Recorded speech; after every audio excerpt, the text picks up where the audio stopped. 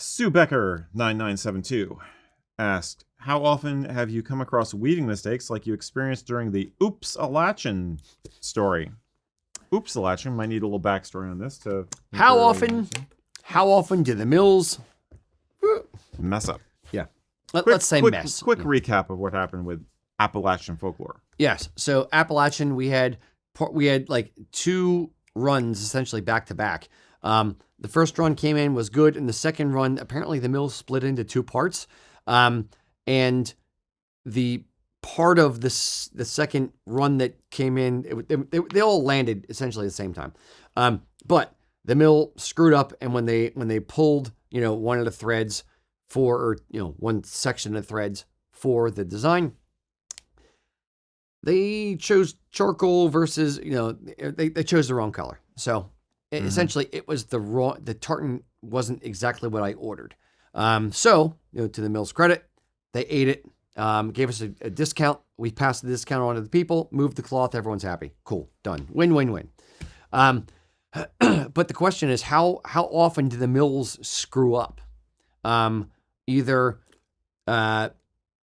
it's a weird one because some screw ups become bog standard. Some screw ups become canon. They become part of the story. So, thinking back through historical examples that I can, kind of come up with off the top of my head, the short answer is not often. Thank God. Right. Like, my job would be some of the mill's job would be a lot more difficult if I'm screaming at them all the freaking time. So the 3 examples jump to my mind. One was, and I won't shame the mill. I should, but I won't shame the mill. McGregor hunting. Max back there shaking his head. Yup, he knows exactly what I'm talking about. One of the mills, the warp threads and the warp threads and the weft threads for McGregor hunting, they have, it has green in it. And they used bottle green one direction and a lighter green the other direction. So the warp threads and the warp and weft greens didn't match. So it looked a little vertical stripy, if I remember correctly. And we got a piece of it for a customer. I called up the mill and this isn't right. There's a problem. I'm not passing this on to the customer. Took a photo of it, sent it to the mill, and they said, okay, well, yeah, sorry about that. We'll just credit you for it. And they, gave it to us. And we ordered it from a different mill. So that's one that the mill screwed up and, it ended up, just eating the cloth. 2 other examples. One was a historical example. Again, now this one, don't hold me 100% on. This is my theory. I'm reasonably sure it's a good theory, but I'm not 100%. Is the Buchanan tartan. Buchanan is an asymmetrical design, and there's, it has certain colors, asymmetrical meaning it goes ABC, ABC, ABC versus ABCBA, ABCBA, back and forth. So it's asymmetrical. Now there's a Buchanan Old, which is an actual symmetrical version of the regular Buchanan tartan. So my theory is, and I'm not 100%, again, fact check me, I am not perfect. My theory is that it was somewhere along the line, a mill screwed up and used the Buchanan Old and, didn't, reverse the order as they went to the next thing and did an asymmetrical version of Buchanan. And it just kind of became the standard design. That may or may not be true. Do not quote me on that. I will deny it, even though there's now video evidence. You want me to fact check you, Rocky? No problem, pal. I'll fact check you. You know what? You're wrong on this one. Right from the Scottish Register of Tartans.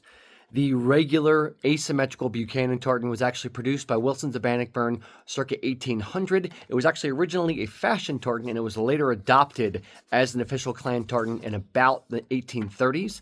And the symmetrical version is known as Buchanan of Lenny. It is from the Scottish Gael, James Logan's book, The Scottish Gael, and he apparently was kind of defective in his representation of tartan. So he gave it an asymmetrical tartan, asymmetrical look, screwed it up. However, the symmetrical version stuck, and it is now known as Buchanan Old. Now, The other, I would say, most famous, unfamous, no one really knows about, but we've exposed the story. Ha! We're TMZ, digging in the dirt. Is the Flower of Scotland tartan. Bill Whelan from the House of Edgar, well, he was from the House of Edgar, was there when the Flower of Scotland tartan was born. Essentially what happened was the mill went to weave the gun tartan. Was it gun, Mac? It's Flower of Scotland. Yeah, it's gun. But they screwed up. They reversed 2 of the colors. And they wove a good chunk of this cloth. They reversed the blue and the green. And they got done and were like, cool. Hey, we're done with this run of gun. And then they looked at it and went, that's not gun. Whoops. Oh. Well, we have a couple 100 meters of it. Let's call it something else. What should we call it? Passed around to different people in the mill. What should we call it? I don't know. Flower of Scotland. Let's call it Flower of Scotland. And they realized, that's actually a copyrighted song by the Corys. Let's call the Corys. Let's see if they let us do something with it. So they contacted the Corys, said, hey, we designed a tartan. We want to call it Flower of Scotland. Is that cool? And the Corys, being an awesome freaking band, said, yeah, a tartan for our freaking song. Why not? So, yes. And that's how that's the short version, paraphrased, of how the Flower of Scotland tartan was born. So those are the examples that I can think of off the top of my head where a mill screwed up. And sometimes it's just, whoops, we screwed up. Yeah, okay, fine. We got to eat it. We got to do something with it to get rid of it. Yeah. Or, they just say, yeah, it should just become its own thing because it's still a good looking design. I think it's like that. If it's a subtle mistake, it's a mistake. If it's an obvious mistake that makes the design distinct, then it more likely it can become a happy accident. If it's a major mistake, then you just make a lot of money off it and call it Flower of Scotland. Right. So it was gun originally? Yeah. Yeah. Okay. So, Mac, can you think of any examples? Any other ones? Yeah, any other ones? You were kind of nodding around with the ones that I was giving. Yeah, I mean, those are the ones that I thought of right away. Okay. And the other thing that comes to mind is sometimes when we get, especially in PV, I'd say it's more tends to happen a lot more in that but that's also dictated occasionally by the person who's ordering the original. So, like we've gotten Thompson Gray in the last 3 times we got in, set size has changed 3 different times. So but that could be dictated by the last time they wove it, this school needed this, so it changed that way. But that's where I see the majority of any change is in that aspect. Yeah. Luckily, there's not a whole lot of variation. Now, there can be some, and it can kind of morph into something new and fun and different, but the mills want to be, consistent. They want to be commercially viable and consistent across their designs and across time. They don't want things like a color variation to change from X to Y to Z, No. So the color that Lacaron used on Thompson Blue in 1992, they want it to look the same now as it did back then because they want consistency across time. The mills, actually, we have photo examples of this, where the mills will take, dye number 1 of this particular shade of blue and tie it to a card, and they will they will take a little piece from each individual dye subsequent to that and tie it to the card to make sure that they can compare it back to the master, to the original, and make sure that it is consistent over time, and they're not varying not just off the last shade, but off the original shade. They want to make sure that over time that all of their designs are consistent, so that a pipe band or a school or a company or whatever, or their original swatch books will look the same 10 years from now as it did 20 years ago. You want to give the customers what they are expecting. And if you change things and, do things differently, you can create problems that way. Yeah. So. Yeah, Keith gave us a good rundown on that and how they have the master dye sample at the mill when Keith from Lacaron Mill was here a couple weeks ago. Yep. So, yeah. Indeed. Yep. So, ultimately, they don't screw up often.